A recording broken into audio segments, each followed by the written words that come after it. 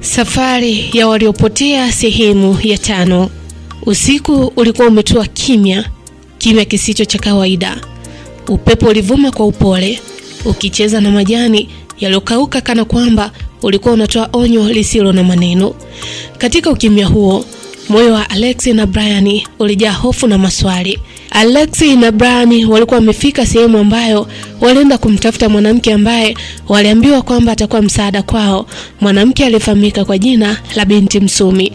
Lakini baada ya kufika katika kijiji hicho, wakapokelewa na mwanamke mmoja ambaye hawakumfahamu. Alex na Brian walijua bado wanaendelea na safari, lakini katika sehemu ambayo walikuwa wamefikia hawakujua kama walikuwa salama au katika hatari. Kila hatua aliyoichukua ilionekana kama inawasukuma zaidi karibu na kitu kisichoelezeka, kitu kilichokuwa kimejificha nyuma ya pazia la giza na siri. Alex na Brian waliweza kuhisi harufu ya moshi wa kuni, na kwa mbali kulisikika sauti ya mtu akisema maneno ya ajabu kwa lafudhi ngeni.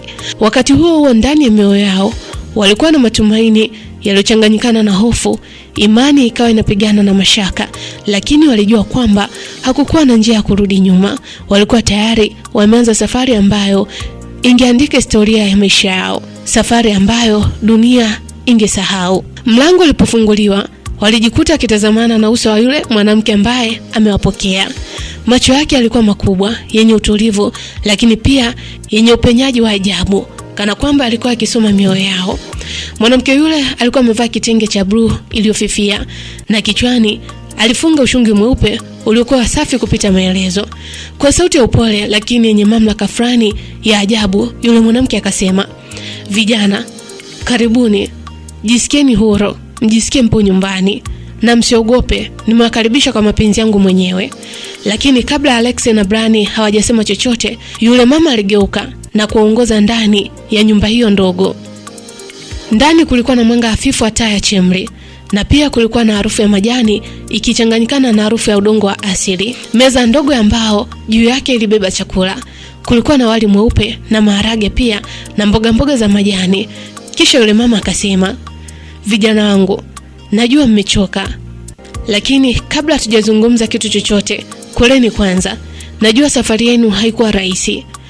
Alex na Brian walikaa kimya. Kiukweli njaa ilikuwa imewauma sana. Ukizingatia safari ya kutwa nzima ilikuwa ni safari ndefu, alafu ukizingatia tangu asubuhi walikuwa hajapata chochote kile zaidi ya mkate mchache ambao ulibaki, ambao walimalizia njiani. Kila kijiko cha chakula kilionekana kuwa baraka kwao baada ya siku nzima ya njaa na uchovu. Chakula kile kilionekana kama rehema kutoka mbinguni. Baada ya kumaliza kula, Brian akamshukuru yule mama kwa heshima kubwa, lakini kabla hata hajamjibu, yule mama akasema kwa utulivu, "Sawa vijana wangu, na imani mtakuwa mmeshiba. Haya sasa, nendeni upande wa nyuma ya nyumba. Kuna kisima na chumba kidogo cha kuogea. Safisheni miili yenu, msafishe mawazo yenu pia. Usiku huu mnahitaji kuwa safi ndani na nje ya miili yenu." Maneno ya yule mwanamke yalikuwa mepesi, lakini yaligusa nafsi zao kwa uzito usioelezeka. Brian anaendelea kuongea. Anasema, "Kaka Alex akaniangalia usoni na kusema kwa sauti ya chini." Alex akasema, "Brian, huyu mwanamke anaonekana sio mwanamke wa kawaida. Mbona ni kama mwanamke ambaye tunamtafuta?" Brian anasema, "Baada ya kaka kuniambia maneno hayo, nilitikisa kichwa taratibu kwa ishara ya kuonyesha na kubaliana na mawazo ya kaka Alex. Kisha nikamwambia kaka, najua, lakini hebu tuone mwisho wake ukoje, maana huyu mama hata mimi ananitisha." Basi kwa pamoja Alex na Brian wote wakasimama wakaelekea nyuma ya nyumba. Baridi ya jioni iliwapuliza wanapopita kwenye njia ya udongo yenye moshi hafifu wa kuni. Mbele yao kilionekana kibanda kidogo cha kiasili. Pale ndipo angeoga kabla ya kuanza mazungumzo ambayo yangebadili maisha yao milele. Baada ya kuoga maji ya baridi yakiwa yamewafufua nguvu kidogo, Alex na Brian walirudi ndani ya ile nyumba ndogo. Taa chemri ilikuwa ikiwaka kwa mwanga hafifu, na hewa ndani ya chumba ilikuwa imetulia kimya ambacho kilionekana kuwa na maana. Brian anaendelea kueleza. Anasema, "Tulipoingia mule ndani, yule mwanamke alikuwa ameketi kwenye kiti cha mbao. Alitutazama kwa macho yenye utulivu wa kina, kisha akatabasamu kidogo. tabasamu lisilokuwa la kawaida. Kisha yule mwanamke akasema kwa sauti ya upole na yenye mvuto wa ajabu. Yule mwanamke akasema, vijana wangu, kwa mara nyingine, karibuni sana vijana. Mimi ndiye binti Msumi, yule mwanamke ambaye mlikuwa mkimtafuta. Brian anasema, tulishtuka kusikia hivyo. Kwa pamoja tukajikuta tukisemeana, binti Msumi? Yule mama akasema, ndiyo, mimi ndiye binti Msumi. Na nimeamua kuwasaidia kwa sababu hamkuonyesha kiburi kwa upande wangu. Brian anasema, mimi pamoja na kaka Alexi tulitazamana, kila mmoja akihisi moyo wake ukipiga kwa kasi. Sauti ya mwanamke huyo ilikuwa laini, lakini ndani yake kulikuwa na nguvu isiyoelezeka, nguvu iliyopenya hadi ndani ya nafsi zao. Yule mama akaendelea kusema, ujio wenu niliona hata kabla mjafika hapa. Nilijua mtapotea porini, nilijua mtachoka, nilijua mtakosa matumaini, lakini pia nilijua kwamba leo mtasimama hapa. Brian anasema, baada ya kusikiliza maneno yule mama, nikameza mate kwa nguvu. Kisha ikabidi niseme kwa heshima ya hali ya juu. Nikamwambia yule mama, mama, ina maana ulikuwa unajua kwamba tunakuja huko? Yule mwanamke ambaye anafahamika kwa jina la binti Msumi akatabasamu tena, na safari hii kwa upole zaidi. Yule mama akasema, kijana wangu, dunia ina macho yake mwanangu. Kuna mambo ambayo hayana macho, lakini anaona. Najua mmebeba mizigo mizito ndani ya mioyo yenu na mmevunjika zaidi ya mnavyoonyesha. Kisha yule mwanamke akanyamaza kwa muda, akatazama moto uliokuwa ukiwaka taratibu pembeni ya nyumba. Kisha akasema kwa sauti ya utaratibu, akaendelea kusema, akasema, lakini kabla tujaongea kitu chochote, najua mmechoka. Kitu ambacho nilikuwa nataka niwaambie kwamba jisikieni huru. Hapa hamko tena barabarani. Mnapaswa kupumzika kwanza, maana kazi kamili inaanza saa 7 usiku. Brian anasema, kaka Alexi akainua macho kwa mshangao, kisha akauliza, akasema, kazi inaanza saa 7 usiku? We mama, kazi gani hiyo? Binti Msumi akamtazama moja kwa moja usoni mwake kaka Alexi, huku macho yake yaking'aa kwa mwanga wa moto. Yule mama akasema, wakati ukifika kijana, utajua. Kwa sasa, nendeni mkapumzike katika kile chumba cha pili. Hiyo ni sehemu ya utakaso. Ni moja ya mlango wa safari yenu halisi. Basi Brian anaendelea kutusimulia. Brian anasema, kimya kilitanda kwa sekunde chache. Brian akamwangalia kakake Alexi kwa uso wa mshangao, lakini Alexi akamshika Brian bega na kusema kwa sauti ya chini. Alexi akasema, mdogo wangu, hebu ngoja tufuate maelekezo yake huyu mwanamke, kwa sababu kwa sasa hatuna cha kupoteza. Basi Brian pamoja na Alexi kwa pamoja wakasimama kwa heshima, wakaelekea kwenye kile chumba ambacho walielekezwa. Wakiwa wamechoka, lakini ndani ya moyo yao kulikuwa na wasiwasi mkubwa. Hawakujua kwamba usiku huo, mishale ya saa 7 kamili usiku, usingekuwa usiku wa kawaida, usiku wa kazi, usiku uliokuwa kimya. Basi kimya kizito kilichoweza kusikika hadi ndani ya moyo yao.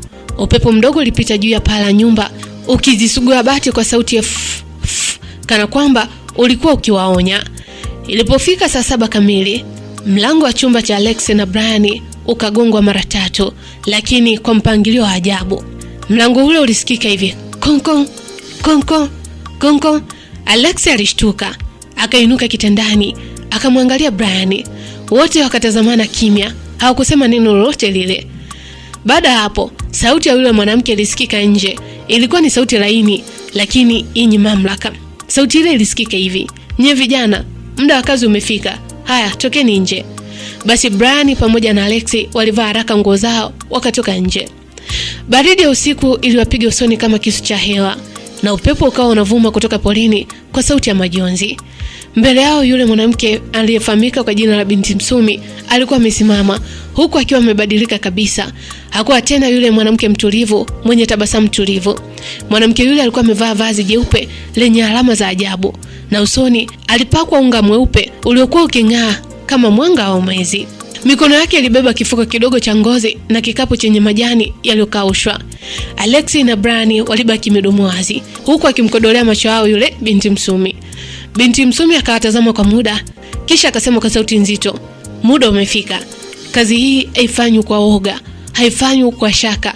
Nitaongoza, lakini msiniulize maswali hadi nimalize. Kila hatua nitakayochukua ina maana yake. Basi ikabidi Brian na Alexi waanze kumfuata kimya kimya, huku akitembea nyuma yake kuelekea porini. Mwezi ulikuwa umekamilika, huku ukimulika njia yao kwa mwanga hafifu wa fedha. Brian na Alexi pamoja na yule binti Msumi walitembea kwa muda mrefu, huku miguu yao ikipita juu ya majani makavu yaliyotoa sauti ya ksh, ksh, chini ya miguu yao. Baada ya dakika kadhaa wakafika mahali palipo wazi, mahali penye tambarare kubwa iliyozungukwa na miti mikubwa. Katikati palisimama mti mmoja mkubwa kuliko yote. Shina lake lilikuwa nene kama nyumba na mizizi yake ilijitokeza juu ya ardhi kama mikono ya jitu. Binti Msumi akasimama pale, huku akiwanyoshia mkono Alex pamoja na Brian kuonyesha ishara nao wasimame pia. Basi binti Msumi akaweka kikapu chake chini, kisha akapiga hatua 3 nyuma na kuinua mikono juu ya kichwa. Ndipo akaanza kuzungumza maneno yasiyoeleweka. Sauti yake ilibadilika, haikuwa tena ya kawaida. Ilikuwa ni sauti nzito, ikivuma kwa nguvu ya ajabu, kana kwamba haizungumzi peke yake. Binti Msumi akaanza kuongea maneno haya ambayo Alex pamoja na Brian hawakuyaelewa. Maneno haya yalisikika hivi: "Eyo mala, kinamvi, kalasu, wameni taloka na miro." Maneno hayo yalikuwa yanarudiwa mara kwa mara, yakipaa hewani kama upepo unaovuma juu ya ardhi kavu. Alexi akamsogelea Brian kidogo, kisha akamnong'oneza kwa sauti ya hofu. Alexi akasema, "We, Brian, unakisikia hicho anachokisema huyo mwanamke? Mimi hata sielewi anachokiongea." Brian akatikisa kichwa taratibu, huku macho yake akiwa yamejaa hofu. Brian akasema, "Kaka, sielewi kitu, lakini hisia zangu zinaniambia kwamba hii sio kazi ya kawaida. Yaani hapa tumeula wachuya kakangu na tuwezi kukimbia." Basi wote wawili walihisi ardhi chini ya miguu yao ikitetemeka taratibu, kana kwamba ule mti mkubwa ulikuwa unavuta pumzi ndefu. Upepo ukaanza kuzunguka taratibu, majani yakaanza kucheza na anga likawa na mwanga hafifu wa kijani.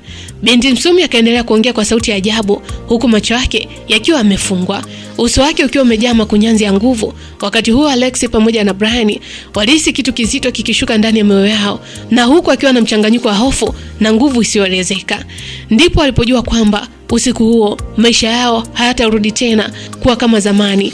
Wakati binti Msumi akiendelea kuzungumza yale maneno ya ajabu, upepo ulianza kuvuma kwa nguvu isiyo ya kawaida. Majani na vumbi vikazunguka kwa duara kuzunguka ule mti mkubwa. Sauti ya upepo ikawa kama inalia na vichaka vikaonekana kana kwamba vinaima. Ghafla mvumo mkubwa ulisikika, kana kwamba kuna kitu kizito kilichoanguka ardhini kwa nguvu. Alex na Brian wakafumba macho kwa uoga, na walipofumbua tena waliona kimvuli kikubwa kimejipinda kuzunguka eneo walilosimama. Kimvuli kilichofanana na umbo la mnyama mkubwa, lakini hakikuonekana wazi. Binti Msumi alibaki amesimama kimya, huku akitulia kabisa, kana kwamba haogopi kile ambacho kimetokea pale.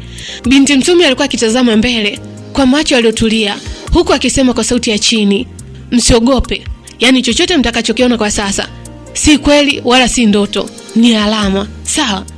Brian na Alexi kwa pamoja katikisa kichwa kuashiria kwamba wamemuelewa binti Msumi.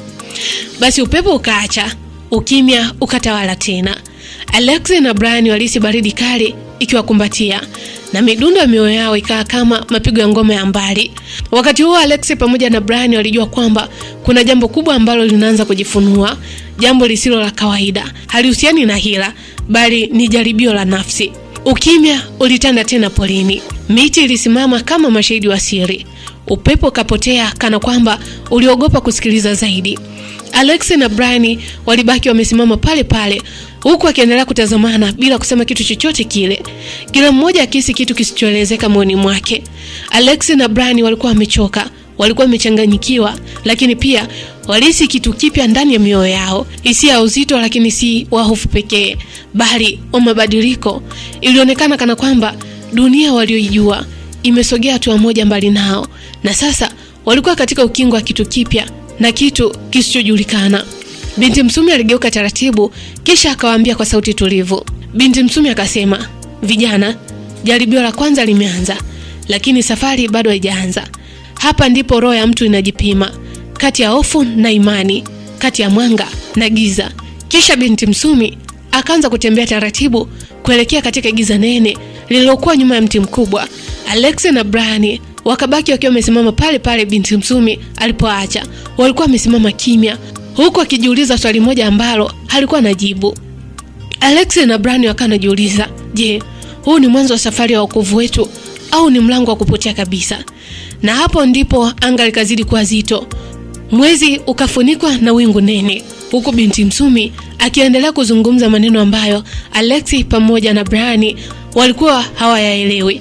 Lakini kitu kilichomshangaza Brian ni kwamba wakati binti Msumi akiwa anaongea maneno yale, mara kadhaa alikuwa akimtaja Alexi.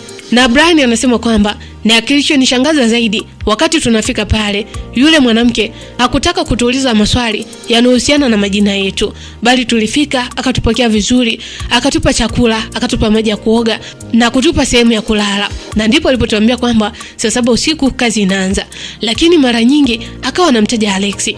Nikawa nashangaa, amejuaje jina la Alexi? Naye kaka Alexi naye akawa anashangaa, kwa nini yule mwanamke anamtaja zaidi yeye na wakati wamekuja watu wawili? Basi Alexi na Brian wakajipa moyo kwamba huenda kuna kitu ambacho watakitambua baada ya kazi, kwa sababu mwanamke yule alisema mambo yote na mazungumzo yote yatafanyika baada ya kazi ya saa 7 usiku. Na huo ndio mwisho wa sehemu ya 5 wa simulizi inayokwenda kwa jina la Safari ya Waliopotea. Ni kipi ambacho kitafuata baina ya Alexi pamoja na Brian, na kwa nini binti Msumi anataja zaidi jina la Alexi? Ni kipi ambacho kitafuata katika muendelezo wa simulizi hii? Usikose kufuatilia muendelezo wa simulizi hii inayokwenda kwa jina la Safari ya Waliopotea. Mtunzi na msimuliaji wa simulizi hii ni mimi Faraja Simkwai. Unaweza kunipata katika mitandao ya kijamii Facebook, Instagram, TikTok pamoja na YouTube. Napatikana kama Faraja Simkwai, Safari ya Waliopotea.